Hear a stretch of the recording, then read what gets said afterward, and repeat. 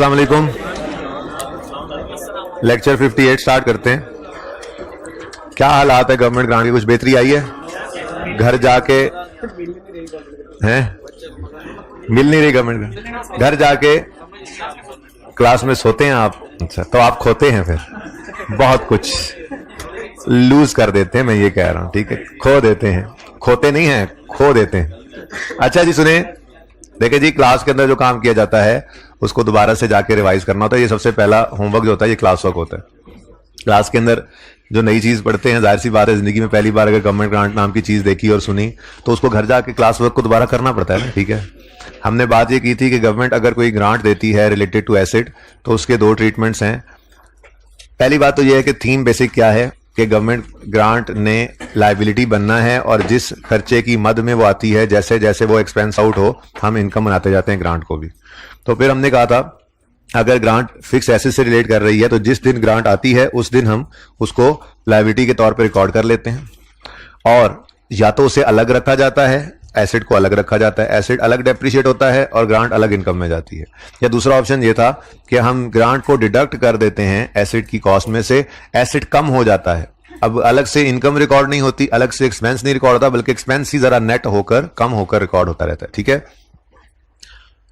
इस सिनेरियो से रिलेटेड कोई क्वेश्चन है तो वो पूछें, कोई मसला है यहां तक तो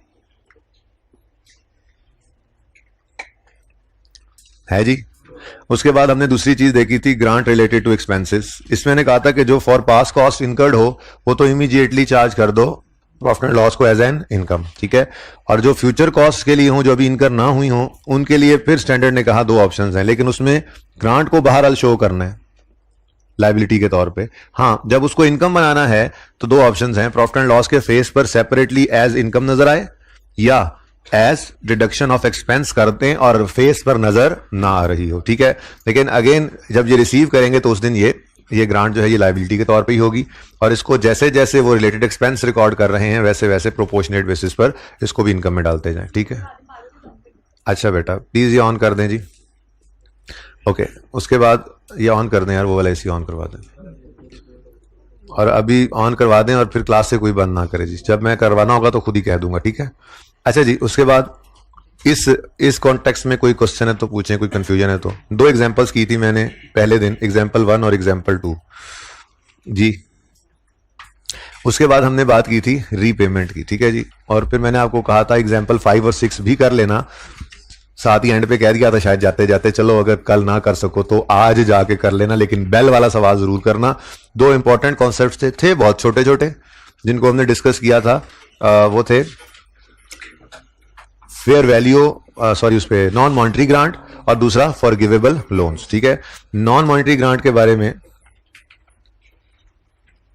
जो हमने डिस्कशन की थी वो ये थी कि या तो उसको आप नॉमिनल वैल्यू पे रिकॉर्ड कर लो, यानी कि थोड़े से जो पैसे दिए हैं, ठीक है, और अगर फ्री ऑफ कॉस्ट है तो फिर 1 रुपए पे कर लो, लेकिन ऐसा कोई होता नहीं है। वो नॉर्मली अगर फ्री ऑफ कॉस्ट दे दे कोई चीज, कोई पीस ऑफ लैंड, कोई नॉन मॉनिटरी एसेट, तो साथ ही कह दिया करता है कि फेयर वैल्यू पे इसको रिकॉर्ड कर लें। बहरहाल ऑप्शंस दो हैं। हमारी एग्जाम्पल के अंदर 50 रुपए का एक एसेट था, गवर्नमेंट ने हमें 2000 रुपए में दे दिया था।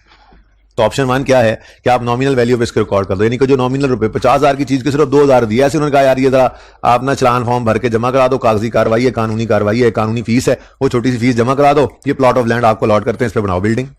तो अब वो 2,000 रुपए नॉमिनल अमाउंट है, स्टैंड कहता है चाहो तो उसी पर इसको लैंड को रिकॉर्ड कर लो, इस एसेट को रिकॉर्ड कर लो, जो भी एसेट आया, ठीक है। तो हमने एंट्री की एसेट डेबिट कैश क्रेडिट 2,000। फिर स्टैंड कहता है अगर आपको तकलीफ है इस बात से कि जी ये तो 2,000 का तो एसेट है नहीं, तो 50,000 के हमने इसको फेयर वैल्यू पे रिकॉर्ड करना है, तो आप उस पर भी रिकॉर्ड कर सकते हो। उसमें फिर एसेट 50,000 से डेबिट हो जाएगा, कैश तो 2,000 से क्रेडिट हुआ है ना, तो बाकी 48 का आपको फायदा जो मिला है, इसको आज आप इनकम ना बनाओ, इसको आज आप डेफर्ड लायबिलिटी बना लो, और जैसे जैसे ये वाला एसेट एक्सपेंस आउट होता जाए वैसे वैसे आप रिलेटेड इनकम को भी, ग्रांट को भी इनकम में डालते चले जाओ, ठीक है। अच्छा इंपॉर्टेंट कॉन्सेप्ट था, लेकिन था इतना सही जितना मैंने आपको छोटी सी एग्जांपल किताब के अंदर थी उसके सोल्यूशन से दिखाया। और कितने बच्चे वैसे बेल वाला सवाल अटेम्प्ट करके आए हैं? बहुत कम है, ये बहुत कम है, और फायदा सिर्फ इन्हीं को होगा। आज की क्लास में मैंने ये सवाल डिस्कस किया। दोबारा हाथ खड़ा करें। मैंने अटेम्प्ट करके आया बोला है, मैंने ये तो कहा ही नहीं कि सारा सवाल 18 मिनट जैसे कहा था 18 × 1.8 करके करें, वो तो पता नहीं किसी ने किया होगा या नहीं। वो कितने बच्चों ने किया था टाइम लगा के 18 × 1.8 करके? वो एक भी नहीं निकला। खैर, कितनों ने अटेम्प्ट किया है सवाल? अच्छा, कितनों ने पढ़ तो लिया था एटलीस्ट? बड़ी मेहरबानी, आप लोगों ने पढ़ भी लिया, ठीक है। ये आप लोगों की जरा नवाजी है, वरना नाचीज इस काबिल नहीं था कि आप उसकी बात मानते हुए सवाल को करके आते। खैर, दूसरी चीज हमने बात की थी फॉरगिवेबल लोन।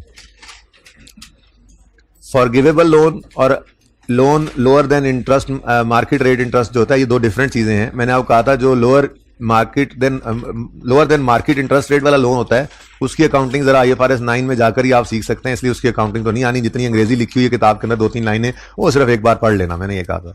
हाँ, फॉरगिवेबल लोन की एग्जांपल हमने कर ली थी। फॉरगिवेबल लोन, गवर्नमेंट ने कहा था 1 लाख रुपए का लोन पकड़ो, अगर आपने कुछ कंडीशन, स्पेसिफाइड कंडीशन होती हैं, ये आपने सेटिस्फाई कर दी तो हम इसमें से 40,000 आपको माफ कर देंगे, फॉरगिव कर देंगे। तो अब लाख का लोन लिया, अब उसमें से अगर 40 ने माफ होना है तो ये इनकम ही है ना आपकी एक तरह से, ठीक है।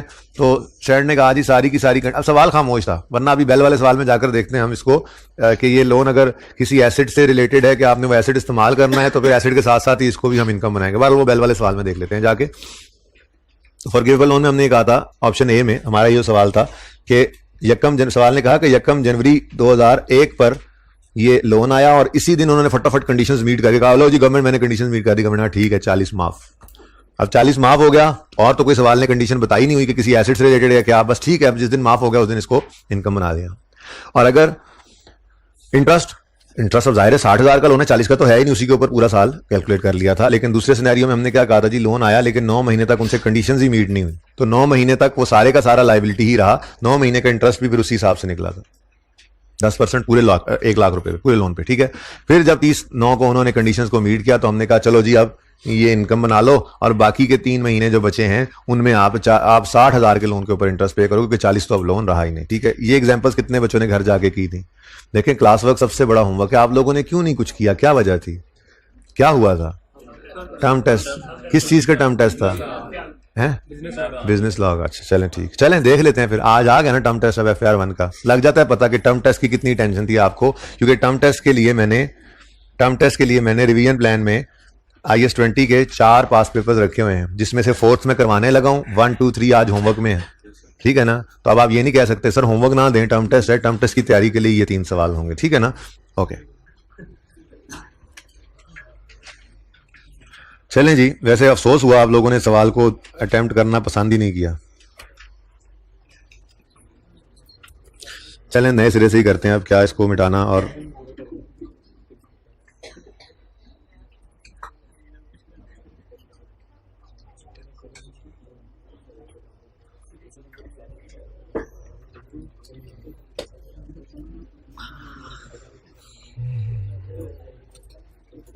चलें जी, ओपन करें क्वेश्चन। अल्लाह आपको जज़ाए खैर दे जो आप इतनी मेहनत करके आए इस सवाल पर। ये जिन जिन्हें मेहनत की उन्हीं को ही दुआ मिली है ना।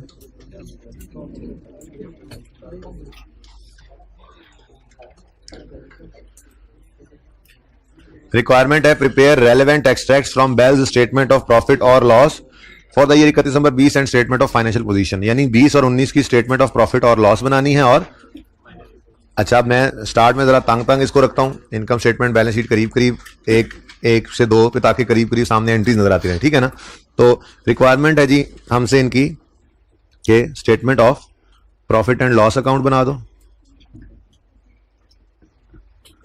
कौन कौन से साल की जी? 2020 और 2019 कंपैरेटिव की भी, ठीक है जी।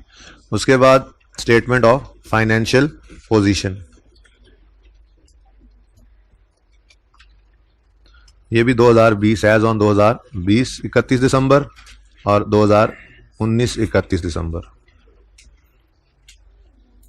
ठीक है जी। चलें शुरू करते हैं। Following information pertains to non current assets of bunny year limited. Requirement हम पढ़ा है, अदर इन्फॉर्मेशन पहले पढ़ लेते हैं। Bell uses cost model for subsequent measurement of PPE, all government grants are recorded as deferred income. ये इससे ज्यादा क्या कर सकता था? इस गवर्नमेंट ग्रांट का स्टैंडर्ड ना, इस स्टैंडर्ड में सारे, इस सवाल में तकरीबन सारे का सारा ही उसने टेस्ट कर दिया था। तो आज हम ये सवाल अगर अटेम्प्ट कर रहे हैं तो इसका मतलब यही है कि स्टैंडर्ड में और कुछ नहीं। हाँ, थ्योरेटिकली 2-4 बातें हैं। मैं आज इन्वेस्टमेंट प्रॉपर्टी शुरू करने का इरादा रखता था, लेकिन फिर मैंने ये सवाल खत्म करके बच्चों का जाओ आज तुम्हें टाइम पे छोड़ा, मैंने कहा कल नए जज्बे से नए सिरे से कुछ छोटी मोटी बात इसकी करनी हुई डिस्कस, वो करके हम फुल फ्लैज, जैसे पहले दिन हमने गवर्नमेंट ग्रांट की बात जो कर ली थी, अब वो थोड़ी बात एक दिन में सिमट गई, तो वो ठीक है, मेहनत करना पड़ी ज़रा 1-2 दिन, लेकिन जब मेहनत हो जाएगी उसके ऊपर तो वो आपका जो है ना वो कॉन्सेप्ट सारा का सारा क्लास के अंदर एक बात हुई हो तो वो बैठ जाता है दिमाग में। तो इसी तरह से छोटा सा स्टैंडर्ड IAS 40 है, लेकिन उसको फिर मैंने आज मिक्सअप नहीं किया, थोड़ा सा मैंने आज स्पेस दे दी कि चलो आज एक और दिन गवर्नमेंट ग्रांट को बच्चे हजम कर लें, ठीक है। कोई छोटी मोटी बात है, जाहिर है एक चीज़ नहीं आती है प्रैक्टिस में, जब आप करते हैं एक दिन में थोड़ा कम समझ आता है, दूसरे दिन में थोड़ा बेहतर होता है, तीसरे दिन में जाके चीज़ें समझ आने लगती हैं, तो नई चीज़ मैं ना फेंकूँ, वो अलग दिन ही रख लें, आज का दिन फिर गवर्नमेंट ग्रांट को आप दे सकें, ठीक है ना। तो इंशाल्लाह कल इन्वेस्टमेंट प्रॉपर्टी शुरू कर लेंगे। तो well uses cost model for subsequent measurement of property plant and equipment. आज तसल्ली से सिर्फ एक यही सवाल किया। All government grants are recorded as deferred income and part of it is transferred to income each year. Useful life of factory building and manufacturing plant has been estimated at 25 and 10 respectively. ठीक है, तो ये कुछ general information थी, और मेरे ख्याल में सबसे आसान, पिछली क्लास में सवाल डिस्कस करने के बाद मैं जिस नतीजे पे पहुंचा हूं, सबसे आसान जो है वो मैन्युफैक्चरिंग प्लांट है, ठीक है, और इसकी रिलेटेड ग्रांट भी है। Manufacturing plant was purchased on 1 अगस्त 2020, मतलब 19 में था ही नहीं, चलो 19-20 का है ना उसने, तो ये सिर्फ 20 में ही आएगा, ठीक है। एट अ कॉस्ट ऑफ 400, आपका अपना नंबर, ठीक है जी। 240 million was finance through interest free loan from government, शुक्र है इंटरेस्ट फ्री है, ठीक है। The loan will be forgiven if plant is operated for at least 4 years by Bell. Loan will be forgiven if plant is operated for at least 4 years। इसका मतलब condition attach की हुई है कि प्लांट को 4 साल इस्तेमाल करना है, तो फिर ये जो 240 का फॉरगिवेबल लोन है, ये government forgivable loan government grant होती है, ठीक है ना। इसको आज आप सारा इनकम नहीं बना सकते, इसको आप आज लायबिलिटी के तौर पे रिकॉर्ड करोगे, और जैसे जैसे प्लांट डेप्रिशिएट होगा वैसे वैसे ये डेफर्ड ग्रांट इनकम बनती जाएगी। लेकिन एंट्रीज को जरा देख लें, तो 420 की एंट्री क्या होगी, एसेट का नाम बोल दो, प्लांट डेबिट कैश क्रेडिट 420 से, और दूसरी तरफ इस 240 की एंट्री होगी कैश डेबिट और डेफर्ड ग्रांट क्रेडिट, ठीक है ना। आगे लिख लेंगे वहां बैलेंस शीट में जाकर कि ये डेफर्ड ग्रांट प्लांट से रिलेटेड है, ठीक है जी। तो ये 2 एंट्रीज करनी है। उसके बाद फिर 1 अगस्त 2020 को ये प्लांट आया है, तो अगस्त, सितंबर, अक्टूबर, नवंबर, दिसंबर, 5 महीने 20 वाले साल में ये डेप्रिशिएट होगा, तो 5 महीने के ही बराबर हम इस डेफर्ड लायबिलिटी को इनकम में ट्रांसफर कर देंगे। बस ये प्लांट की एडजस्टमेंट है टोटल जी। क्या गवर्नमेंट ग्रांट लायबिलिटी ही होती है, डेफर्ड लायबिलिटी। डेफर्ड ग्रांट का मतलब यही है, लायबिलिटी, नाम जो मर्जी लिख लो, आप अनअर्न्ड ग्रांट लिख लो, आप एडवांस ग्रांट लिख लो, अल्टीमेटली सबका मतलब है। मैं डेफर्ड ग्रांट, जरा नाम एक लिख लिया पहले दिन, तो बस वही यूज कर रहे हैं। आपको मुश्किल लगता है क्या ये नाम, कंफ्यूज करता है? अच्छा, तो आपको जो नाम कंफ्यूज नहीं करता आप वो लिख लिया करें, ठीक है। बस लायबिलिटीज में लिखना, डेफर्ड लिखो, अनअर्न्ड लिखो या एडवांस लिखो, ठीक है जी। नॉन करंट एसेट्स होंगे, और उसमें अब हमारा आएगा प्लांट, ठीक है। उसके बाद 2019 में तो ये है नहीं, मैं 2020 की सिर्फ इसकी वर्किंग शो कर दूंगा, ठीक हो गया जी। उसके बाद नॉन करंट लायबिलिटीज में हमारी डेफर्ड ग्रांट आएगी। डेफर्ड नाम याद रखो ना बेटा, डेफर का मतलब होता है कि अभी नहीं, हमने इसको फ्यूचर के लिए डेफर कर दिया। ऐसी इनकम जो डेफर कर दी जाए, आज तो इनकम नहीं ना बनी, तो वो एडवांस या अनअर्न्ड है, ठीक है। बहरहाल जो आपको दिल करे आप नाम लिख सकते हैं। ये डेफर्ड ग्रांट रिलेट करती है जी प्लांट से, ठीक है। और ये भी 19 में कोई नहीं है, ये भी 20 में ही आई है, ठीक है। इधर से एसिड की एंट्री होगी, और उसके बाद 2 चीजें आएंगी यहाँ पर, अभी भी जरा दूर हो गया मेरा दिल था, चलो 2 चीजें आएंगी। एक होगा डेप्रीसिएशन एक्सपेंस, डेप्रीसिएशन एक्सपेंस की हेडिंग दे देते हैं, जिस जिस एसेट की डेप्शन आती रहेगी। फिलहाल प्लांट की डेप्रीसिएशन आएगी, उसके बाद ग्रांट इनकम होगी, फिर जो चीजें आती जाएंगी ना मैं इसको आगे बढ़ाता जाऊंगा। ये करीब इसलिए रखा ताकि आप प्लांट की तो सारी एंट्रीज कम से कम सामने हो, फिर जैसे जैसे बात बढ़ती जाएगी इसको हम फैलाते जाएंगे, ठीक है। मैं फैलाता जाऊंगा, आप लोगों ने तो पूरा एक दफा ही लिखना होता है, ठीक है ना। तो ग्रांट इनकम में ये प्लांट की रिलेटेड ग्रांट जो डेफर की हुई है इसको हम इनकम में फेंकेंगे, ठीक है। तो जरा जल्दी से अपने पास ये नोट करें। अच्छा, तकरीबन 2 को एसेट और हैं डेप्रिशिएट होने वाला, पता नहीं 1 हो या 2, आई थिंक 1 और एसेट था, डेप्रिसिएशन आएगी। उसके बाद ग्रांट्स 2 और भी हैं, वो इनकम में जाएंगी।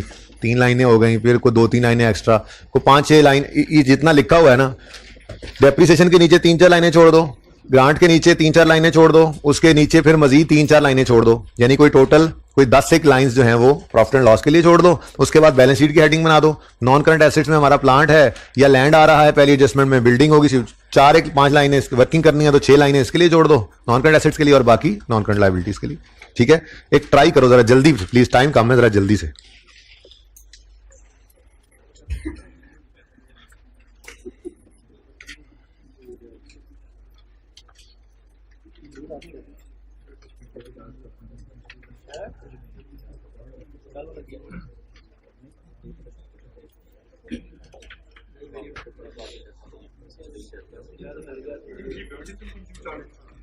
जी क्या?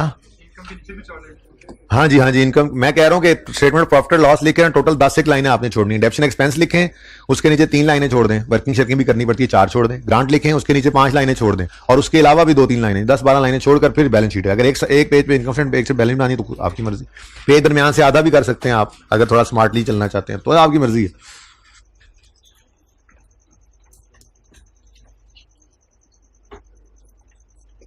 मैंने सारी तैयारियां पकड़नी, देखें ब्रैकेट्स भी लगा ली मैंने।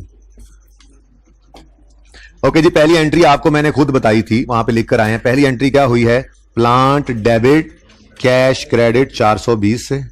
दूसरी एंट्री हुई है कैश डेबिट लायबिलिटी क्रेडिट 240 से। ये लायबिलिटी बोल देता हूं सिर्फ आपके लिए, ठीक है? लायबिलिटी क्रेडिट 240, सही हो गया जी। अब ये एंड आएगा तो डेप्रिसिएशन ऑफ प्लांट निकालनी है तो 420। लाइफ उन्होंने बताई थी नीचे 10 साल, ऐसे ही है। हाँ, अब ये उनको पता चल रही है बातें जिन्होंने सवाल अटेम्प्ट किया हुआ है। बाकी जो बैठे हैं हवाई जहाज बने रहेंगे सारी क्लास में, उसमें होगा ये कि एंड पे समझ तो इनको भी आ जाएगी, लेकिन पर्चे के लिए ये तैयार नहीं होंगे, इस सवाल के लिए तैयार हो जाएंगे। पर्चे के लिए तैयार वही बच्चे होंगे जिन्होंने घर पे इसको पूरा अटेम्प्ट किया था। अब डिस्कशन में उनको वो ऑलरेडी सवाल के अंदर घुसे हुए हैं, वो क्वेश्चंस कर रहे होंगे जो के सवाल करने वाले हैं। इन लोगों को समझ नहीं आ रही कि जो घर से आके कह रहे हैं क्लास में करवाना तो है ही सर, क्या है जो मेरे मुंह से निकल जो गया था कि मैं सारा सवाल खुद करवाऊंगा, बस ये मेरे से गलती होगी, आइंदा नहीं ऐसी गलती करूंगा।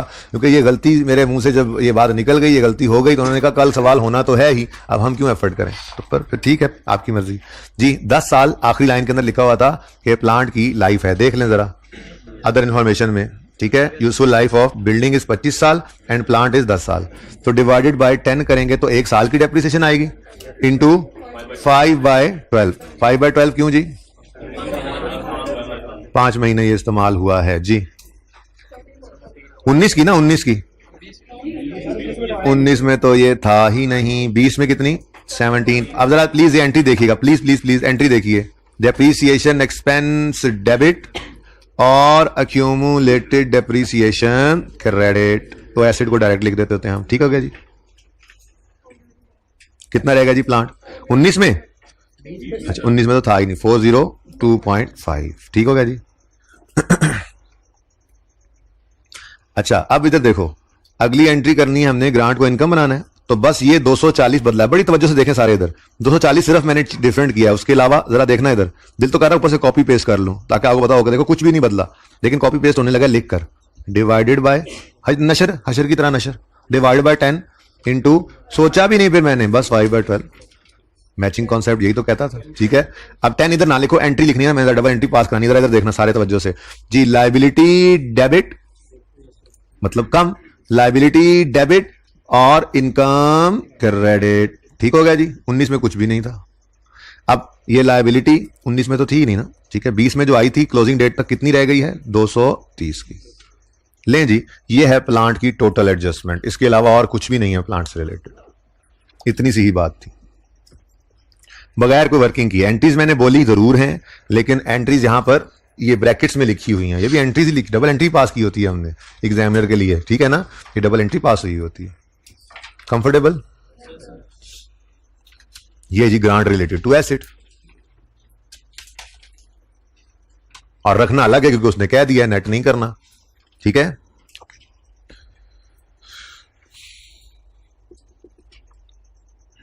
चलें जी आगे। उसके बाद जनाब ये सफा है, ये अगला सफा खत्म हो गया, ठीक है? इसमें और कुछ नहीं, अदर इन्फॉर्मेशन पहले पढ़ रही है। अब ये सफा है जी हमारा, और following information pertains to non current assets of Bell, land है और फैक्ट्री बिल्डिंग है, लेकिन ये एक ही है। एक इसलिए है कि गवर्नमेंट ने अलॉट ही ये लैंड किस लिए किया है, ताकि फैक्ट्री बिल्डिंग बने, और फिर नीचे वही फैक्ट्री बिल्डिंग बन रही है, ठीक है? पढ़ते हैं। In January 19 government allotted a piece of land to Bell subject to condition that Bell will establish the factory on it. The land was recorded at its fair value of 100 million. तो इसकी entry बनेगी cash debit और आज liability credit, ठीक है जी, cash debit liability credit, जिसका नाम deferred grant हमने रखा हुआ है 100 से, ठीक है जी। अब ये बिल्डिंग बनेगी, डेप्रीशिएट होगी, तो ये ग्रांट भी इनकम में जाएगी। 19 में आके खामोशी से पढ़ा रहना है इसने, इसमें से कुछ भी इनकम नहीं बननी। क्यों? क्योंकि जिन्होंने सवाल पढ़ा ये उनको बातें कर रहा हूं सारी, ठीक है ना। क्यों? क्योंकि जो फैक्ट्री बिल्डिंग है ये 1 मार्च 19 पर शुरू होकर 30 जून 20 पर कंप्लीट हो रही है। हमारा साल पहला 19 वाला 31 नवंबर 19 पर खत्म होना है, बिल्डिंग कंप्लीट नहीं हुई होनी, ठीक है। कैपिटल वर्क इन प्रोग्रेस आना है। बहरहाल फिलहाल तो लैंड वाली 100 रुपए की ग्रांट की रिकॉर्डिंग करते हैं। तो ये डेफर्ड ग्रांट, इसको कलर चेंज ना कर लें इसका, डेफर्ड ग्रांट, ये लैंड है, लैंड की रिलेटेड, ठीक है ना। तो डेफर्ड ग्रांट 2019 में आई, मैं लिख देता हूं। एंट्री बोलेंगे, नहीं एंट्री बोले ना, 100 तो फिगर है, एंट्री बोले। एंट्री बोलते हुए आप लोगों को क्यों डेथ पड़ती है? एंट्री बोले, कैश डेबिट, कैश प्रेजेंट नहीं करते एक्स में, कैश डेबिट लायबिलिटी क्रेडिट, ठीक हो गया। उसके बाद हमने जब डेप्रीसिएशन करनी है बेटा, तो डेप्रीसिएशन होनी है बिल्डिंग की, बात समझ रहे हो। लैंड की तो डेप्रिसिएशन होनी नहीं है, और ये लैंड मिला किस लिए है? For construction of factory building. तो मैचिंग कॉन्सेप्ट क्या कहता है फिर? जब बिल्डिंग डेप्रिशिएट हो तो जिस बेस पे वो हो रही हो, ये 100 रुपए उसी बेस के ऊपर इनकम में जाने चाहिए, ठीक है ना। तो इसका मतलब 19 में तो डेप्रिसिएशन ऑफ बिल्डिंग है ही नहीं, क्योंकि बिल्डिंग ही नहीं है। तो इसका मतलब कुछ भी आपका 19 वाले साल में इस 100 में से इनकम में नहीं जाएगा, ठीक है। तो इसका मतलब 19 के एंड पर, अच्छा लैंड तो आ गया, डबल एंट्री तो पूरी करवा दें। कैश, सॉरी मैंने गलत एंट्री बोली थी, आपने भी चुप करके बोल दी। कैश तो नहीं आया, हद हो गई, नॉन मॉनिटरी एसेट आया था। तो ये एंट्री लिखकर भी आए हैं यहाँ पे, जो गलत एंट्री, कैश तो नहीं आया हुआ, ये तो नॉन मॉनिटरी ग्रांट थी, ठीक है। ये तो नॉन मॉनिटरी ग्रांट थी, फेयर वैल्यू पर रिकॉर्ड किया था, तो इसकी एंट्री थी लैंड डेबिट फेयर वैल्यू पर और डेफर्ड ग्रांट क्रेडिट। कैश आया, कैश आता तो ये तो मॉनिटरी ग्रांट थी, और फिर हम कहते हैं ये रिलेट करती है एसेट से। कैश नहीं आया था, लेकिन बनाई उसी तरह से हमने ग्रांट, वो लायबिलिटी ही बनी है। पर कैश आने के बाद कहा यार पैसे लोगे, लैंड खरीदोगे, ये पकड़ो लैंड ही ले लो, तो यही हमने पढ़ा था नॉन मॉनिटरी ग्रांट के अंदर, ठीक है ना। तो डबल एंट्री फिर पूरी करो, लैंड डेबिट। अब इसमें कोई लैंड ने डेप्सिट होना नहीं होता कि मैं इसकी वर्किंग शो करूं, ठीक है, इसलिए मैं इसको बारो बारी डायरेक्ट लिख देता हूं, ठीक है। लैंड डेबिट कितने से? 100 से, ठीक हो गया। और डेफर्ड लायबिलिटी क्रेडिट डायरेक्ट भी लिख सकता हूं, लेकिन मैंने यहां पे लिख दिया ग्रांट, डेफर्ड ग्रांट 100 से क्रेडिट। तो ये लैंड डेबिट ग्रांट क्रेडिट, अब नजर आ रहा होगा सबको उम्मीद है। Land debit deferred liability, land debit liability credit. अब इस लायबिलिटी में से कितना इनकम में गया? मैंने कहा यार ऊपर डेप्रिसिएशन हुई नहीं बिल्डिंग की, इसलिए कुछ भी इनकम में नहीं गया। तो फिर पहले साल तो डायरेक्ट भी एंट्री, वर्किंग तो आपके लिए शो की, पर्चे में आपको ये शो करने की जरूरत ही नहीं थी, पर्चे में डायरेक्ट आप यूं एंट्री करते, लैंड डेबिट लायबिलिटी क्रेडिट, ठीक है। और सही है,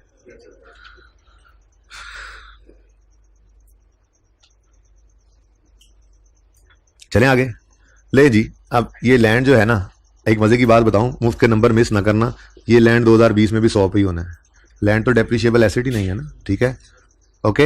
हाँ, ये इंशाल्लाह अगले साल कुछ ना कुछ इनकम में जाएगा, क्योंकि बिल्डिंग अगले साल हो जानी है कंप्लीट, ठीक है। जब कंप्लीट हो जानी है तो फिर उसने होना है डेप्रिशिएट, उसने डेप्रिशिएट होना है तो फिर इस ग्रांट में भी इनकम में जाना है, ठीक है, ओके।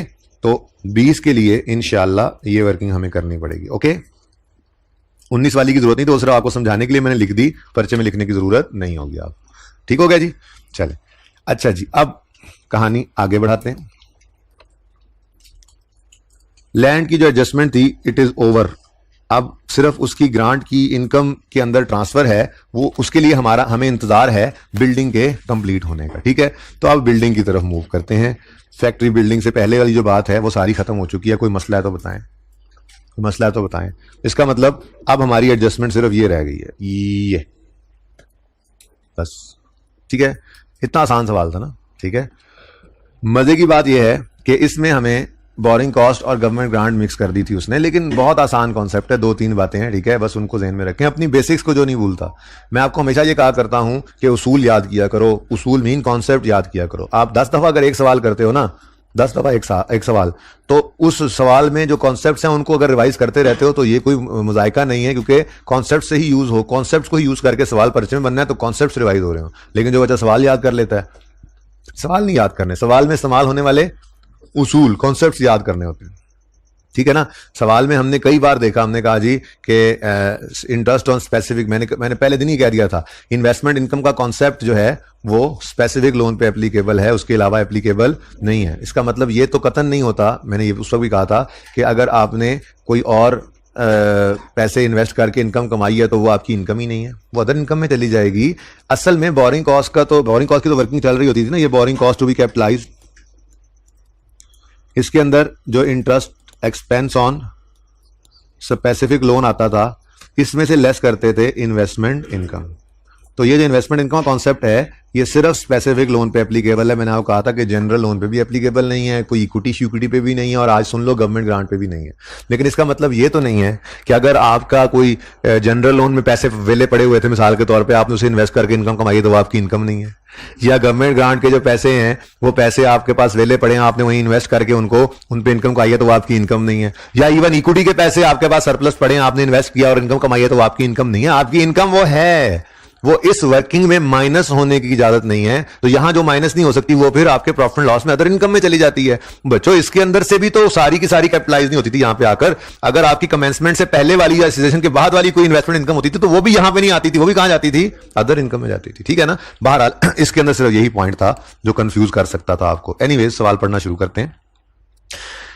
ऑन 1 मार्च 19 से पहले मैं आपको पढ़ाना चाह रहा हूं, the project was finance through government grant of 200 million and running finance facilities. का मतलब स्पेसिफिक लोन था ही नहीं, तो कमेंसमेंट में लेटर ऑफ वाला चक्कर ही कोई नहीं, ठीक है। लेटर ऑफ की बजाय हमें रिसीट पेमेंट मैंने बनवा दिया पिछली क्लास में, हालांकि कोई जुबानी करना चाहे तो कर सकता है, लेकिन मैंने बनवा दिया पिछली क्लास में सिर्फ इसलिए मैंने कहा बच्चों देख लो, रिसीट पेमेंट बनाकर रिसीट पेमेंट से हमें एक तो इन्वेस्टमेंट इनकम के लिए बैलेंस अवेलेबल मिल जाता है, और दूसरा जनरल लोन की कितनी अमाउंट पे हुई और किस दिन पे हुई ये फिगर भी मिल जाती है, ठीक है ना। तो बहरहाल ये सारी डिस्कशंस को करते करते बहरहाल नतीजे तो इस पे पहुंचे कि हमें चाहिए क्या, हमें तो बहरहाल कॉस्ट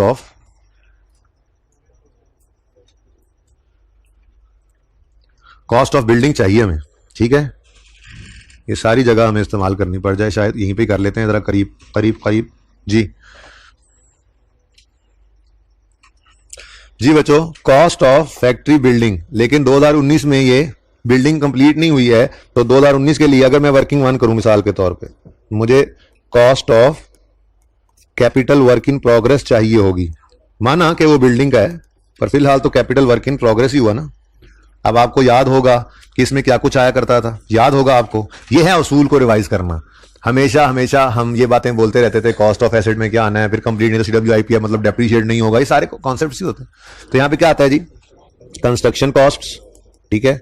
उसके बाद कंस्ट्रक्शन कॉस्ट, उसके बाद भाई बस यही तो बात है, वो याद हो गया जो याद करना था। सवाल पूरा पढ़ बैठे हो, नहीं पढ़ा तो देख लो। यहां पे क्या है जी, कंस्ट्रक्शन स्टार्ट हुई है, ये पेमेंट्स आ रही हैं, ठीक है। उसके बाद ये गवर्नमेंट ग्रांट है और ये विड्रॉल्स हैं, उनकी रनिंग फाइनेंस के अंदर से विड्रॉल है वो कह रहा है, और ये वो रनिंग फाइनेंस की डिटेल है, ठीक है ना। तो इसका मतलब कि कोई परमिट फी, कोई मैप फी नहीं है। एक और बात भी मुझे याद आ गई जो हम किया करते थे, जो जनरल लोन वाला मामला होता था उसको डिब्बा लगा लेते थे और कहते थे भाई तुम साइड पे रहो, तुम्हारी जरूरत हमें पड़ेगी सिर्फ जाके कब, जब हमें तुम्हारी अमाउंट मिल जाएगी कि जनरल लोन से पेमेंट कितनी हुई है, और फिर हमें उस अमाउंट के ऊपर डेट ऑफ पेमेंट से सीजेशन तक कोई रेट लगाना हो तो सिर्फ तब हमें डिब्बे तुम्हारी जरूरत पड़ेगी, फिलहाल तुम डिब्बे बंद ही रहो।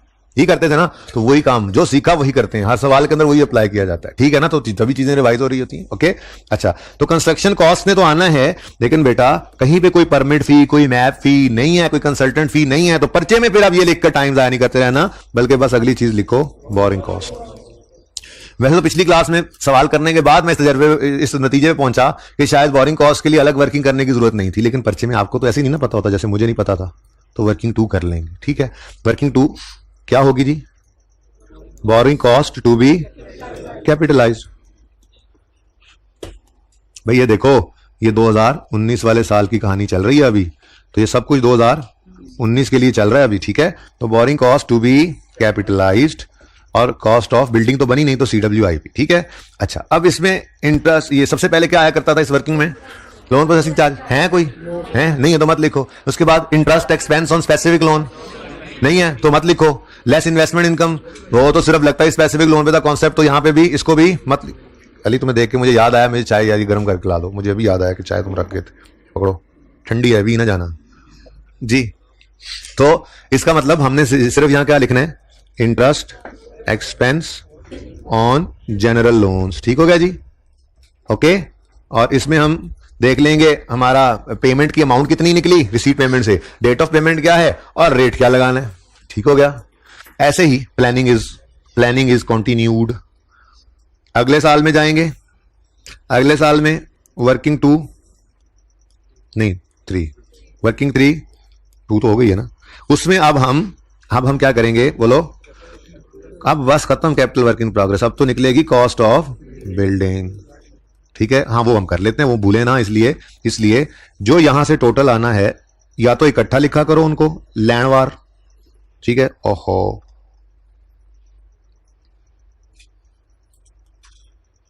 ठीक है, या फिर आपने कोई ना कोई निशानी जरूर लगा लेनी है कि ये फिगर सबसे पहले यहां पर लिखो, कहीं भूल ना जाओ, ये वो लूडो वाला सांप बना लिया करो, ठीक है। अच्छा उसके बाद ये सबसे पहले ये कैपिटल वर्क इन प्रोग्रेस 19 वाला, भाई देखो जो यहां तक दीवारें बन गई है ना, और अब पीसीसी डलना है, लंटर डलना है, तो ये नहीं कहना अगले साल मिटाओ शुरू से शुरू करो, नहीं भाई, जो एसेट बना हुआ था बाकी की कंस्ट्रक्शन उसी के ऊपर ही स्टार्ट करनी है ना, तो ये तो पिछले साल, इसीलिए तो इसको पिछले साल के एंड पे कैपिटल वर्क इन प्रोग्रेस कह के एसेट बनाया था, तो यहीं से आगे कहानी शुरू करनी है। तो अगर इसको मिस कर जाओगे तो गलती क्या होगी, बिल्डिंग कॉस्ट में आपने ये ऐड ही नहीं किया, हालांकि बिल्डिंग कॉस्ट इसी से आगे शुरू होनी चाहिए, ठीक है। तो 19 का सीडब्ल्यूआईपी पहले रखेंगे नीचे, उसके ऊपर अब नई कंस्ट्रक्शन कॉस्ट्स आ जाएंगी, और फिर इस साल की भी बोरिंग कॉस्ट होगी, और इसके लिए अब वर्किंग 4 जाहिर है, अब वर्किंग 3 की किया तो फिर वर्किंग 4 भी करनी पड़ेगी। Working 4 borrowing cost to be capitalised 2020, तो इसमें फिर वही कुछ और आना नहीं है, interest expense on general loan. तो भाई इतना आसान सवाल था कि क्या बताऊं,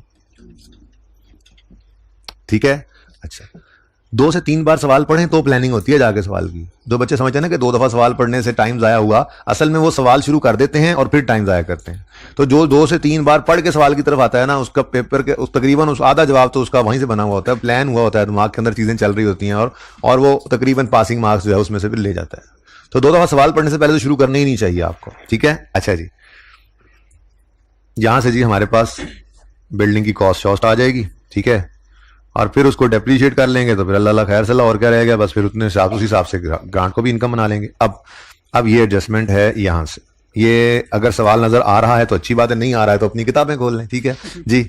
on 1 March 19 Bell started construction of factory building, the construction work was complete on 30 June, payments related to construction of factory were as follows. भाई मेरा मशवरा तो यह, मुफ्त के जो नंबर मिले वो ले लिया करो। पहला बिल 1 मार्च को आया, दूसरा 1 अगस्त को आया। मैं तो पेमेंट की बात ही नहीं कर रहा, हालांकि उसने पेमेंट कहा है, मैं तो कह रहा हूं बिल पकड़ो, बिल, क्योंकि बिल हमारे साल में आ गया तो इसका मतलब इतनी बिल्डिंग हमारे साल में बन गई है। तो पहले साल के अंदर तो ये 2 बिल ही आए थे, 130 जमा 190 टोटल, ये 320 वाले नंबर तो ना मिस करें, ये तो मिल गए, बोरिंग कॉस्ट भी निकलती रहेगी। उसके बाद तीसरा बिल आया है 1 जनवरी को जाके, ठीक है, तो इसलिए जनवरी ये 2020 वाले साल में, जनवरी 2020 में आया ना, ठीक है, तो फिर ये 2020 की कंस्ट्रक्शन कॉस्ट के अंदर मैंने ये जाकर लिखा 180, और फिर आखिरी बिल 1 जुलाई को आया 100, तो टोटल हो गया, तो ये वाले नंबर तो पकड़ो, ठीक हो गया, ये समझ आया है, क्लियर है, चलो। अच्छा जी, उसके बाद जनाब अब रह क्या गया, बस borrowing cost to be capitalise ही निकालनी है, और उसके लिए आपको पता है अब मुझे जरा रिसीट पेमेंट बना लेना चाहिए, और रिसीट पेमेंट बनाने के लिए मुझे नंबरिंग चाहिए होती है, लेकिन उस नंबरिंग में ये लाल डब्बा नहीं आता। आपको पता ही है कि जनरल लोन का आना, उसका जाना, उसके इंटरेस्ट का जाना, हमारी वजह से जाते हैं बाढ़ में, हमें तो सिर्फ बाकी चीज़ों का, ठीक है ना, कंस्ट्रक्शन पेमेंट्स होती हैं, interest on specific loan, loan का प्रिंसिपल स्पेसिफिक वाले का, लोन का आना जाना, ये सब ले रहे होते हैं जनरल लोन के बाद। तो नंबरिंग के लिए ये डिब्बा हमारे लिए रेलेवेंट नहीं होता कभी भी, इसलिए तो डिब्बा लगाने की आदत लगाई हुई है आपको, ठीक है ना।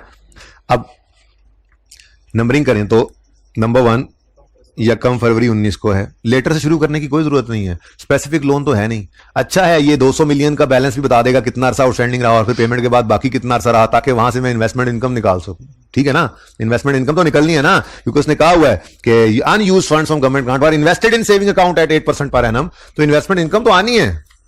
वो अलग बात है कि वो हमारी बोरिंग कॉस्ट वाली वर्किंग में नहीं जानी, लेकिन इनकम तो इधर ही आनी है। इनकम तो प्रॉफिट एंड लॉस के अंदर इनकम में जा सकती है कि नहीं जा सकती? जा सकती, ठीक है। तो 1 फरवरी को हमने नंबर 1 लगा दिया, जज़ाकल्लाह भाई। उसके बाद क्या हो रहा है भाई? 1 मार्च को जाके मैं पानी पी लूं जरा, 1 मार्च।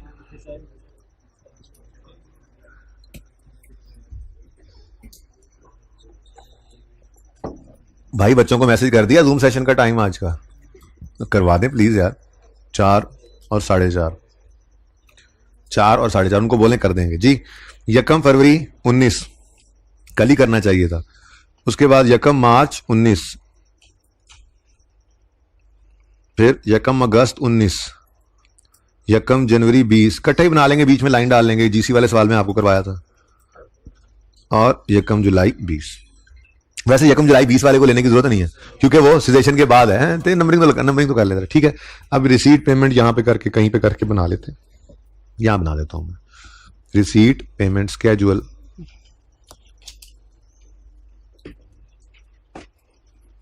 Date, description.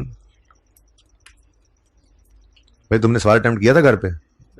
हाँ, तो तुम तो गए फिर बिल्कुल ही काम से हैं। तुमने तो फिर न फॉरगिवेबल लोन पड़ा है आज तुम बैठे हुए सवाल के अंदर देखोगे हैं। अच्छा जी, गवर्नमेंट ग्रांट, मेरा एक भतीजा है जी। स्पेसिफिक लोन है क्या जी? स्पेसिफिक लोन है क्या? बिल्डिंग के लिए ही है पर लोन नहीं है, इस पे कोई इंटरेस्ट एक्सपेंस नहीं है, तो इन्वेस्टमेंट इनकम भी यहां पे क्यों माइनस कर रहे हो? जब इस गवर्नमेंट ग्रांट के इंटरेस्ट एक्सपेंस तुमने बोरिंग कॉस्ट में ऐड नहीं करना। Government grant is not a loan, therefore जैसे इक्विटी के बारे में रूल लिखवाया था, देयरफॉर, और फिर कॉस्ट भी कोई नहीं है, गवर्नमेंट ने कोई इंटरेस्ट चार्ज करना है इस पे, तो जब उसका इंटरेस्ट एक्सपेंस यहाँ पे ऐड नहीं कर सकते बोरिंग कॉस्ट में, तो इन्वेस्टमेंट इनकम को माइनस भी क्यों करना? अगर कोई इंटरेस्ट होता इस पे तो वो प्रॉफिट एंड लॉस में जाता, और अगर कोई इनकम होती तो वो भी सरप्लस की वो भी जानी चाहिए थी वहां पर, जो भी जाएगी प्रॉफिट एंड लॉस में जी। उसके बाद स्पेसिफिक लोन है कोई नहीं, तो जनरल लोन्स और बैलेंस। छुट्टी करके तुम्हें क्या मिला बेटा? हैं जी, 1 फरवरी 2019 पर गवर्नमेंट ग्रांट रिसीव हुई, कितनी जी? 200 की, और ये 200 बैलेंस में शो कर दो। क्यों ना करें? इनकम तो निकालनी है ना, एसिड कॉस्ट में तो हमने लेके नहीं जाना इसको, पर इनकम तो निकालनी है। एक आध नंबर मिस हो जाना था यहां से तुम लोगों का, या डायरेक्ट किसी ने निकाल ली तो बहुत अच्छी बात है, डायरेक्ट निकाले, फिगर निकलनी चाहिए। रिसीट पेमेंट को रिक्वायर्ड है, ये तो मैं आपके लिए वर्किंग कर रहा हूं, कोई जमानी कर सके तो कर ले। 200 के बारे में सोचे, 200 आया था, एक महीने बाद उसमें से 130 जो है वो निकल गया, 70 रह गया। अब अगले 4-5 जितने महीने भी है वो 70 पड़ा रहा, किसी ने डायरेक्ट निकाला तो बेहतरीन। फिर उसके बाद जनरल लोन की पेमेंट डायरेक्ट निकाल ली, बहुत जबरदस्त। कोई जरूरी नहीं है रिसीट पेमेंट, तो मेरे जैसों के लिए, मातड़ों के लिए, ठीक है ना। तो कोई अगर खुद से सोच ले तो वो बेशक कर ले, ये अच्छी बात है, फिगर डायरेक्ट निकाल लें, लेकिन रिसीट पेमेंट उनके लिए है जो जिनको बिल्कुल मेरी तरह समझ ना आ रही हो, ठीक है। उसके बाद सेकंड नंबर है 1 मार्च को फर्स्ट कंस्ट्रक्शन पेमेंट, फरमाएं 130, तो बैलेंस कितना रह गया? 70। उसके बाद 1 अगस्त है, कब? 1 देख लो, वरना मैं जाके दिखाऊंगी। किताब तो खोलनी नहीं ना, किताब क्या करनी खोल के? सर पैसे नहीं दिए आपको क्लास में आने के, बस सब ठीक है। और हमने बोलना भी नहीं है, बोलने के पैसे तो आपने लिए हैं, हम तो सुनने के पैसे दिए हैं। बोला करो खुदा के लिए, पास नहीं करना तुम लोगों ने। 1 अगस्त 19 पे 190। सेकेंड कंस्ट्रक्शन पेमेंट, ओ कितनी है? 190, 190, तो 130 सॉरी 70 पड़ा हुआ है, वो निकाला तो ये हो गया 0, बाकी 120 जनरल लोन से पे हुआ। अब ये फिगर किसी ने डायरेक्ट निकाल ली, बहुत अच्छी बात है, डेट सामने हो तो मैं यहां से आके देखूंगा 120 जनरल लोन से पे हुआ है और 1 अगस्त को पे हुआ है, ठीक है। उसके बाद अगली पेमेंट 1 जनवरी को है मेरे दोस्तों। 31 दिसंबर पे एक ब्रेक लगा लेना, कुछ भी ना लिखो, सिर्फ लाइन लगा दो। तुम्हारी वर्किंग है यार, ये कौन सा को फॉर्मेट है उसने कहना है कि लाइन लाई है, अपने समझने के लिए आपने एक डेट ले ली, क्यों? सब कुछ यहां पे रुकना है आके, ठीक है। खैर जी, उससे अगले दिन 1 जनवरी 20 को थर्ड कंस्ट्रक्शन पेमेंट हो गई, कितनी है 183। उसके बाद अगली पेमेंट को लिख लें, मेरे ख्याल में कोई ज़रूरत ही नहीं है, तो इतना सही हमारा बस रिसीट पेमेंट स्केड्यूल ठीक हो गया, डन। अब यहां से मुझे ये पता लगा कि ये 200 रुपये इन्वेस्टेड रहा है, ये 200 रुपये इन्वेस्टेड रहा है 1 फरवरी से 28 फरवरी तक, एक महीना। फिर इसमें से पेमेंट हुई तो 70 बचा, और ये 70 इन्वेस्टेड रहा है 1 मार्च को हुआ इन्वेस्ट, और 5 महीने ये रहा। इसने कोई नहीं बोरिंग कॉस्ट की वर्किंग में, इधर कहीं पे भी नहीं आना इसने, लेकिन इनकम स्टेटमेंट में इसने जाना है, फटाफट लिखाते हैं।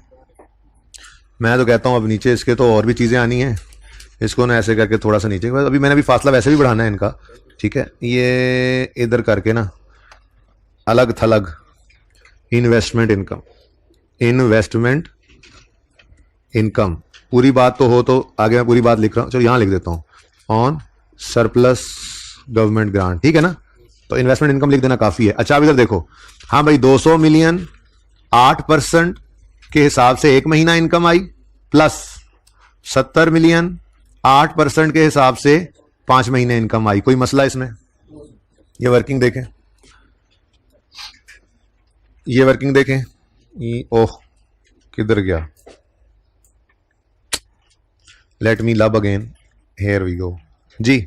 200 एक महीना इन्वेस्टेड रहा, 8% है इन्वेस्टमेंट रेट फरवरी वाला। फिर 70 मार्च अप्रैल मई जून जुलाई अगस्त, नहीं जुलाई 1 अगस्त को तो हो गया, 5 महीने इन्वेस्टेड रहा 70, तो फिर ये आपकी इनकम निकलती यही थी, देख लो, बोलो 3.67 2020 में आएगी, 2020 में आएगी, और 20 में कोई नहीं आनी, 19 के अंदर ही सांस निकल गया था गवर्नमेंट ग्रांट का, ये देखो 1 मार्च 19 में ही, तो 20 का तो कोई ताल्लुक वास्ता ही नहीं है, 20 में तो कोई सरप्लस फंड नहीं था। हाँ 19 में कितना 3.67 की ये इनकम, ठीक है। ये अलग है, गवर्नमेंट ग्रांट्स को हमने अलग रखा हुआ है जी। यहां तक कोई मसला? ये कलर किया था ना मैंने गवर्नमेंट ग्रांट, ये गवर्नमेंट ग्रांट की इन्वेस्टमेंट इनकम बिल्कुल अलग थलग चीज है, डेप्रिसिएशन और ग्रांट इनकम्स वो अलग आ रही, ठीक है। ये क्या है, इन्वेस्टमेंट इनकम है, सरप्लस फंड्स ऑफ ग्रांट जो हमने इन्वेस्ट किए, ठीक है। हमारी इनकम है, एसेट की कॉस्ट में इसको लेकर नहीं जाना था हमने, ठीक है, सही है जी। चलें आगे। अच्छा जी, हम थे अच्छे भले यहां पर, अच्छे भले हम यहां पर थे, तो अब भाई मुझे चाहिए था ये 120 जो 1 अगस्त से, अगस्त सितंबर अक्टूबर नवंबर दिसंबर, 5 महीने 31 दिसंबर तक मैंने इस पे इंटरेस्ट कैलकुलेट करना है, ठीक है। और फिर जरा रोक देना, अगले साल को बाद में देखते हैं। अब जरा ट्राई करें जल्दी से, ये लाल वाला डिब्बा ओपन होना है, और ये यहाँ पर वर्किंग के अंदर इंटरेस्ट आना है, यहाँ ऐड होना है, ये रिसीट पेमेंट में डेट्स भी आ रही हैं। जरा हिम्मत फरमा लें, थोड़ी सी हिम्मत फरमा लें, सिर्फ 19 की वर्किंग कर दें।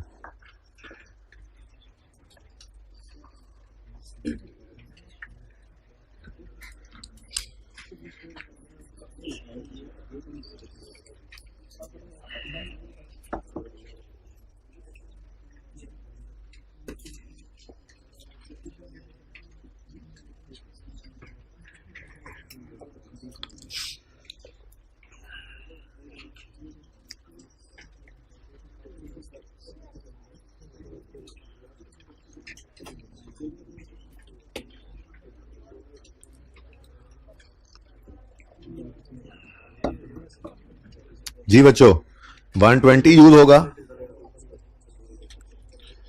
और 120 पर जो रेट लगना है वो एवरेज आउट करना पड़ेगा। कुछ खुदा का खौफ करो। बैंक ए वाला लोन 1 जनवरी को आया था, और बैंक बी वाला लोन तो 1 जनवरी 20 को जाके आया, यानी 19 के साल में ये वाला लोन तो है ही नहीं, बी लोन। तो इसका मतलब पहले साल में तो एवरेज रेट निकालने की जरूरत ही नहीं थी, ये 12% अवेलेबल है, इसी को यूज करना था, पहली बात, ठीक है। तो फिर बैठे हैं एवरेज निकाल रहे, पता नहीं किस चीज की, 12% इंटू, हाँ भाई ये 1 अगस्त सितंबर अक्टूबर नवंबर दिसंबर, इसीलिए मैंने जरा पॉज लिया था, मुझे पता था ये चवल आपसे लग जानी है जी। 5/12 को सस्पेंशन तो है नहीं कि फासला रखें जी। अच्छा आप देखो, इतना सा सवाल था, ये टोटल बोरिंग कॉस्ट, ठीक है। बहुत माजरत बेटा, मैं ये सवाल उधर नहीं करवा सक रहा, लेकिन आप लोगों को ये वाला सवाल वैसे ही पसंद है। आई एम सफरिंग फ्रॉम, नहीं पेन जी 326, हाँ नॉट स्टैंडिंग। अच्छा जी, ये 326 क्या है? Capital work in progress. तो यहां पे आए हम और यहां पे आके हमने इसको कोई वखरा जाई रंग करिए। चलो वैसे बिल्डिंग ने भी इसी से ही आना है, कैपिटल वर्क इन प्रोग्रेस को भी हम इसी से ही कर लेते हैं। Capital work in progress of building है और ये वर्किंग नंबर कौन सी है? 1 में निकाला है ना हमने, ये देखो, ठीक है 326। 19 में 20 में तो बिल्डिंग ने कंप्लीट हो जाना है, तो बिल्डिंग आने लग जाएगी, CWIP नहीं आएगा। ये तो 326 जो है ये तो 2019 में कैपिटल वर्क इन प्रोग्रेस। 20 में क्या होगा? 20 में बिल्डिंग ही बन जानी है। जब बिल्डिंग बन जानी है तो फिर उसकी कॉस्ट वगैरह निकालेंगे और फिर उसको डेप्ट शीट वगैरह भी करेंगे। तो बिल्डिंग पिछले साल में नहीं थी, इस वजह से कैपिटल वर्क इन प्रोग्रेस आ रहा था। ठीक है, ये बात समझ आती है? अच्छा, ये तो हो गया। फिलहाल इसको जरा नीचे ले आए थोड़ा सा, क्योंकि बिल्डिंग की जरा वर्किंग भी हमें करनी पड़नी है। अच्छा बच्चों, उसके बाद अगली बात मैं तो कहता हूं पूरी कर ही देते हैं। ये बात यहां पे पढ़ लें। 19 के अंदर क्या कह रहा है जी? 19 में कह रहा है बैलेंस ऑन 31 दिसंबर 19 250 है इस लोन का। इसका क्या कर सकते हैं हम पॉसिबली? ये बात मैंने क्लास में की थी। मैंने ये कहा था कि अगर रनिंग फाइनेंस का क्लोजिंग बैलेंस दे देना और बैलेंस शीट मांग ले। मुझे ये बात अच्छी तरह याद है जब मैंने शायद जीसी वाला सवाल किया था, लेकिन चूंकि डिस्कशन में बात होती है ना, ऐसे चलते चलते निकल जाती है, तो उसको कभी आप याद नहीं भी रख पाते। तो इसलिए वो बात अब जब सामने आ गई तो इंशाल्लाह आप जिंदगी भर याद रहेगी। जिन्होंने सवाल अटेम्प्ट किया उनको याद रहेगी, उनको तो पता लग गया बस ठीक है, अगली बार उनको फिर भूली होनी है। ठीक है, तो इंटरेस्ट ये रनिंग फाइनेंस का क्लोजिंग बैलेंस एज ऑन 31 दिसंबर 19 250 रुपए की लाइबिलिटी है। तो ये हमारी करंट लाइबिलिटी है प्यारे बच्चों। ये करंट लाइबिलिटीज के अंदर हमने इसको शो करना है। ओहो, एक ग्रांट नहीं हमने लिखी, कौन सी वाला? यही अभी 200 वाली जो आई थी, भूल गया मैं, बिल्कुल भूल गया मैं। कौन सी वाली? ये बिल्डिंग वाली भाई। ये 2019 में तो थी नहीं ना, 19 में थी, सॉरी 2019 में आई थी। ठीक है जी, कितनी ग्रांट आई थी? ये 200 की, जब हमने एंट्री पास की थी।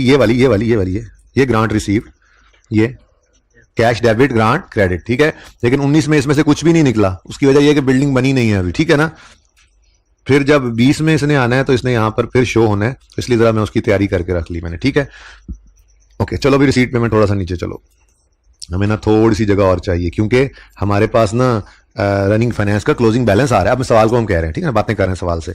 देखने वाला कह रहा है पागल हो गए, पागल ही हो। करंट लायबिलिटीज में रनिंग फाइनेंस फैसिलिटी, इसको बैंक ओडी भी लिख सकते हो, इसको बैंक लिख सकते हो, सिर्फ बैंक अकाउंट और ऐसे ही है ना। ठीक है, तो रनिंग फाइनेंस 2019 के अंदर कितना आ रहा है जी? फरमा दें 250। ये बात समझ आती है? ये ऐसा नंबर है जो घर पे आके याद आता है, मतलब कहता है वो यार परिचय में यार ये भी ख्याल नहीं आया यार, ओहो काश कि उसको याद आ जाता, ये तो आसान सी बात थी, क्लोजिंग ही लिखना था। ठीक है, हाँ जी सही है। लेकिन जी 19 मेरे ख्याल से कंप्लीट है, क्योंकि 19 के अंदर इधर देखें, 19 के अंदर आपको नजर आ रहा है बिल्डिंग ने डेप्रिशिएट नहीं होना। जब बिल्डिंग ने डेप्रिशिएट नहीं होना तो ना तो लैंड वाली ग्रांट कुछ निकल कर गई, ना ही बिल्डिंग वाली। लैंड वाली ग्रांट भी 2019 के अंदर 100 पर पड़ी थी, बिल्डिंग वाली भी पूरे 200 पर पड़ी है। ठीक है, ये इधर आके अभी 1 मिनट में ये फिगर्स निकल आनी है, और बात समझे हो? चल जी, 19 is over, now come to 20। अब आपके लिए फिर ये टास्क है कि आप जरा जल्दी से मुझे कॉस्ट ऑफ बिल्डिंग निकाल दें। हरी अप, बस चलें, एक और मौका दिया आप जी। बेटा वेरी गुड क्वेश्चन, मैंने एंड पे करना था, ये अब बात कर दी है, सुन लें। भाई साहब ये कह रहे हैं कि जरा सर आप बात जो पढ़नी शुरू की थी मैंने तो सारी पढ़ ली थी, तो मार्कअप फॉर 19 दिया हुआ है, यानी बैंक को लोन ए की मद में, रनिंग फाइनेंस ए की मद में टोटल साल में 22 रुपए दिए हैं, जबकि एसेट की कॉस्ट में सिर्फ 6 ऐड किए हैं, तो बाकी कहां जाने चाहिए? सादा सी बात है भाई, हमने पहले दिन में एंट्री की थी जब मैंने बोरिंग कॉस्ट शुरू करवाई थी। मैंने कहा था मिसाल के तौर पे 12 रुपए का इंटरेस्ट बनता है बैंक का टोटल साल का, जिसमें से 9 महीने का हमने कैपिटलाइज कर दिया एसिड कॉस्ट में, तो उसकी एंट्री हो गई एसिड डेबिट कैश क्रेडिट 9 रुपए से। बाकी 3 रुपए की एंट्री होती है interest expense debit cash credit. तो आपने ये 9 की एंट्री तो कर ली मिसाल के तौर पे, जो 6 यहां निकला है, तो बाकी 3 की एंट्री भी तो होनी चाहिए। एंट्री क्या एंट्री हुई बड़ी, मतलब प्रेजेंटेशन, उसने कहा एक्सट्रैक्ट्स दिखाओ, तो इसका मतलब इंटरेस्ट एक्सपेंस तो टोटल हमने 23 पे किया ना बैंक को, 22, ठीक है 22 पे किया। इस 22 में से 6 तो एसेट की कॉस्ट में ऐड हो गए, देखो CWIP में ऐड हुआ पड़ा है, तो बाकी का 16 फिर क्या है? एक्सपेंस है, इंटरेस्ट एक्सपेंस के नाम से प्रॉफिट एंड लॉस। ये भी ऐसा नंबर है भाई जो कि वो मैं आगे पढ़ा रहा था ना, जैसे अब मैं पढ़ाते पढ़ाते रुक गया और सवाल आगे चला दिया, ये स्किप हो गया। ये भी ऐसा नंबर है जो बाद में घर आ गया, ओ यार ये इंटरेस्ट एक्सपेंस भी तो प्रॉफिट एंड लॉस में लेके जाना था, ये हमने क्या किया। तो इसको भी ना मैं ऐसे ऊपर इसके लिए भी जगह बनाता हूं थोड़ी सी, सारा सवाल थोड़ा सा नीचे चिपीट लेते हैं, ठीक है। एवरीथिंग और नहीं नहीं नहीं नहीं नहीं नहीं नहीं नहीं वो जरा इसलिए मैं ऐसे कर रहा हूं कि डेप्रिसिएशन के नीचे लगातार डेप्रिसिएशन आ जाएं, ठीक है। जैसे गवर्नमेंट ग्रांट के नीचे लगातार गवर्नमेंट ग्रांट्स आनी है, ठीक है ना, तो वो अलग रख के जरा थोड़ा सा फायदा हो जाता है, जरा नजर आ जाती हैं चीजें। तो डेप्रिसिएशन का डी मुझे लगता है, मैनू लगता है जो उत्ते रह गया जे, वाह मुझे सही लग रहा था जी। एप्रिसिएशन डेप्रिसिएशन जी, इधर देखें जी, interest expense on running finance, ठीक है। 22 है टोटल 19 का, 6 एसेट की कॉस्ट में ऐड हो गया, फिर बकाया 16 Bhaijaan interest on specific loan है। तो वेरी इंपॉर्टेंट, ये एक आध नंबर हमारा मिस हो जाता। खैर मैंने तो एंड पे दूसरे को जब लेके आना था तो बता ही देना था, लेकिन स्किप हो सकने वाला नंबर है, ये भी रह जाता है, ठीक है। बारीक बारीक बातें, नई बात कोई नहीं है, बस थोड़ा सा प्रैक्टिस हुई हो ना, 2-3 बार चीजों में से रिवीजन होकर गुजरी हुई हो आपके सामने से छोटी छोटी बातें, तो छोटी छोटी बातों से मिलकर बड़ा सवाल बनता है, ठीक है।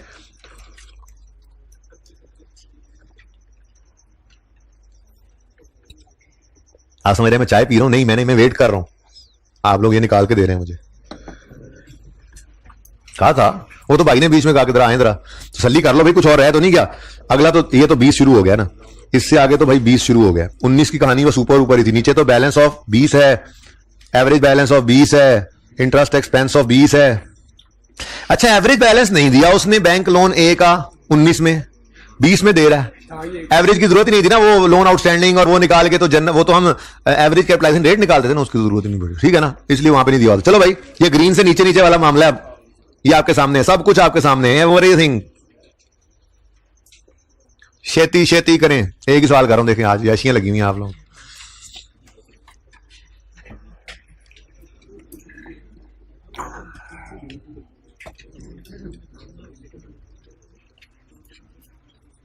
जल्दी करें, फिर सर नान के आने का टाइम बस वही चाहता है।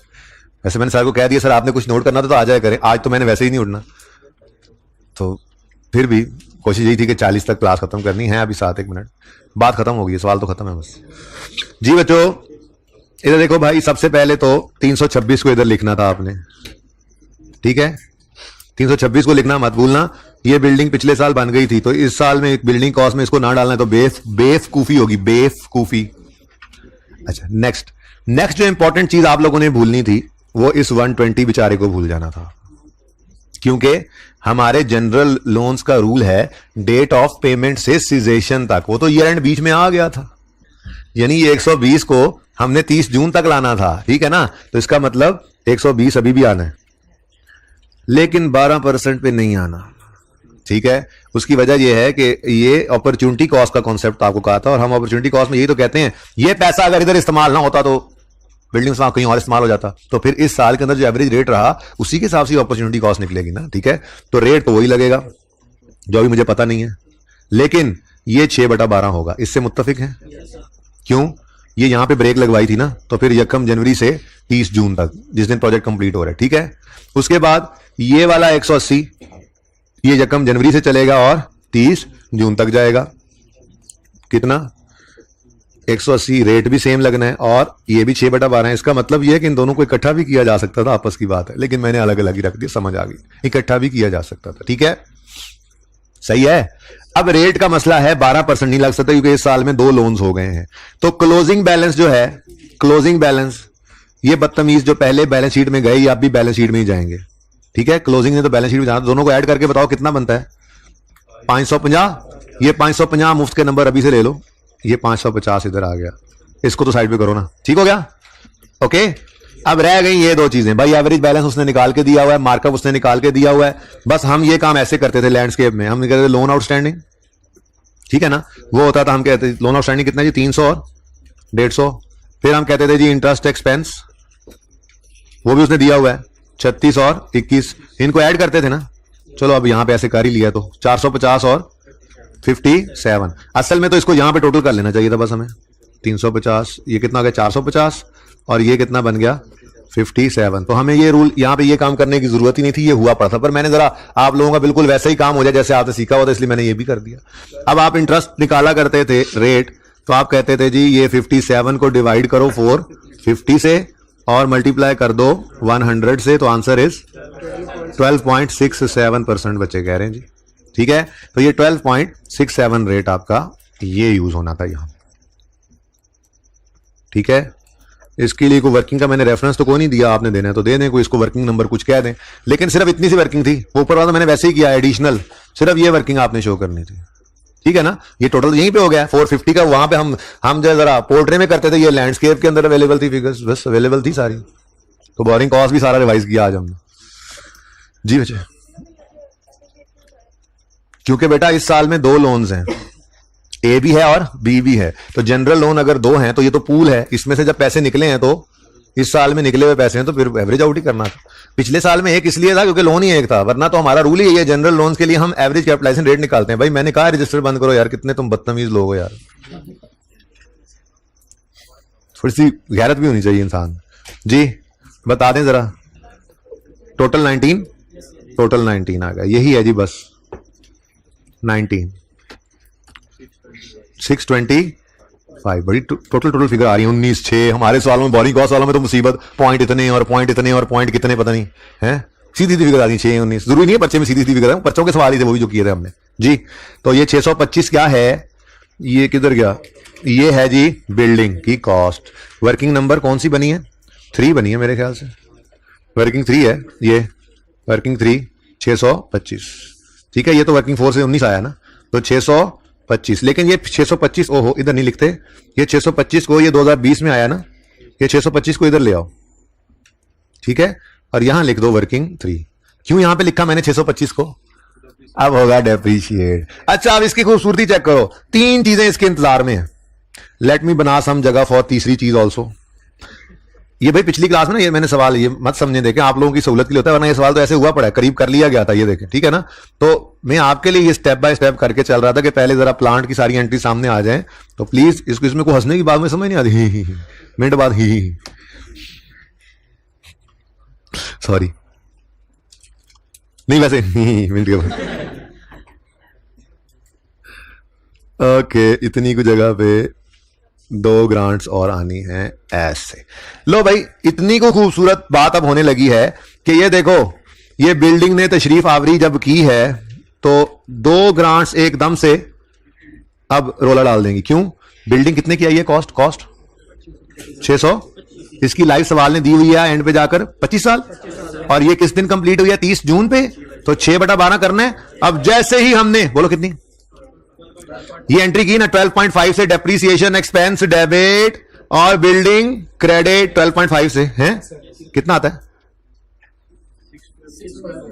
612 जैसे ही हमने 612.5 लिखा ना, फौरी तौर पे आपको जो है ना रोला पड़ा हुआ है 612, रोला पड़ गया आपकी ऑर्गेनाइजेशन, आपके फाइनेंशियल स्टेटमेंट्स में। क्या हुआ, इसने भी रोला डाला हुआ है, इसने भी रोला डाला हुआ है। क्या, इसी का तो हमें इंतजार था, ये बिल्डिंग कंप्लीट हो। वो इवन लैंड वाली भी हमने ग्रांट रोक के रखी हुई थी, बिल्डिंग कंप्लीट हो गई, अब डेफिसिट हो गई है, तो ये 100 ने भी सेम बेसिस पे इनकम में जाना है, ये 200 ने भी सेम बेसिस पे इनकम में जाना है, तो भाई सुकून ही सुकून है, टेंशन कोई नहीं है। इधर देखो, लैंड और बिल्डिंग यही है ना 2, लैंड वाली ग्रांट कितनी है 100, बस ये 100 सिर्फ हमने लिखना है कोशिश करके, उसके बाद तो ये बटा 26 इंटू 6/12, क्यों, सेम बेसिस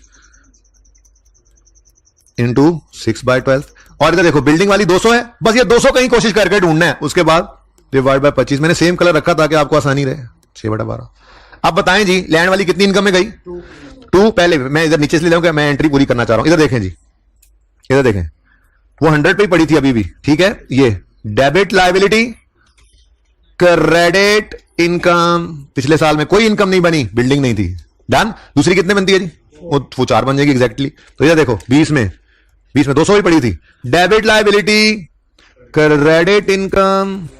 ठीक है, ये हो गई इस साल में 98 पे, कितने पे 98 पे, और ये 196 पे, और को 1.5 लाख। ये तस्वीर बना लो पहले इसकी, ठहरो एक काम करते हैं ठहर जाओ, एक मिनट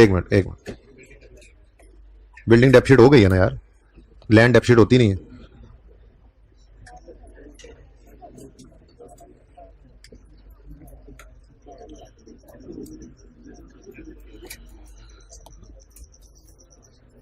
आपकी तस्वीर के लिए तैयारी कर रहा हूं। उसके बाद होमवर्क में तो आपने लिख लिया होगा अभी तक, पास्ट पेपर 1 2 3 4 तो अब करवा दिया आपको, कल का होमवर्क था ये। तो मुझे लगता है जी नीचे रह गया। ठहर जाओ यार, तुम लोगों के लिए मैं तैयारी कर रहा हूं, 1 मिनट सब्र कर जाओ। ये ऐसे कर लेते। अच्छा जी, अब इधर देखो, सबसे पहले इसकी पिक्टूरे ले लो। सबसे पहले तो इसकी पिक्टूरे ले लो ना।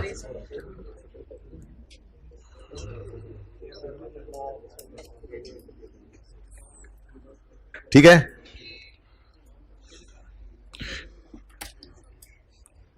सही है जी।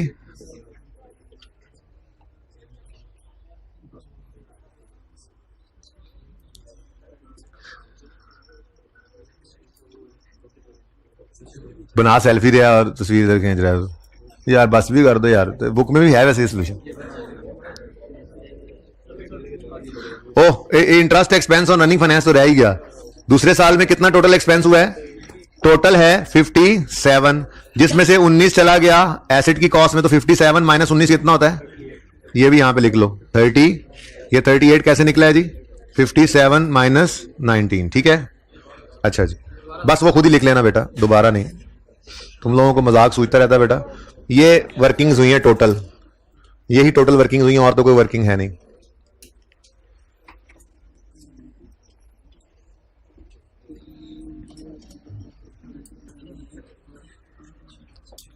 ठीक है जी। अच्छा, होमवर्क में लिखें आप ऑल एमसीक्यूज पास पेपर 1 2 3। अच्छा, एमसीक्यूज की डिस्कशन नहीं भी हो रही ना, तो अभी वो मैंने आपको जो आधा घंटा बताया ना पोस्ट वाला, 15-20 मिनट, वो जब मैं डिस्कशन किया करूंगा तो वो मैं फिर आपके लिए यूट्यूब पे अपलोड करूंगा। अलग से टाइम हम एमसीक्यूज नहीं लगाएंगे, लेकिन आपने अटेम्प्ट करते रहना है ताकि फिर आप डिस्कस कर सकें, फायदा तो हो आपको।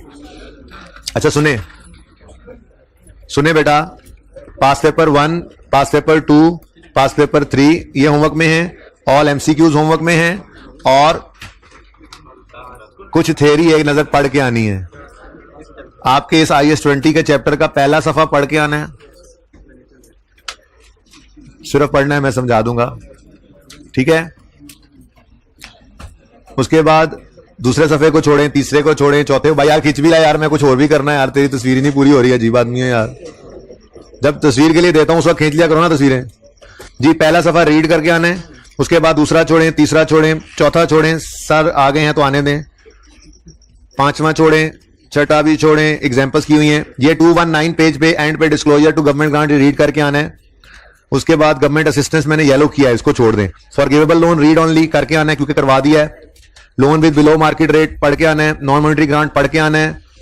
ठीक है जी। डिस्क्लोजर ऑफ गवर्नमेंट असिस्टेंस फिर छोड़ देना क्योंकि गवर्नमेंट असिस्टेंस मैंने अभी आपको नहीं पढ़ाया, और ऊपर पहले समय पे कोई डेफिनेशन आ जाए गवर्नमेंट असिस्टेंस की, वो भी फिलहाल छोड़ देना। ठीक है जी। कल इन्वेस्टमेंट प्रॉपर्टी स्टार्ट करेंगे इंशाल्लाह, थोड़ी बहुत बात इसकी जो रहती होगी वो भी कर लेंगे पहले या बाद में। अल्लाह हाफिज।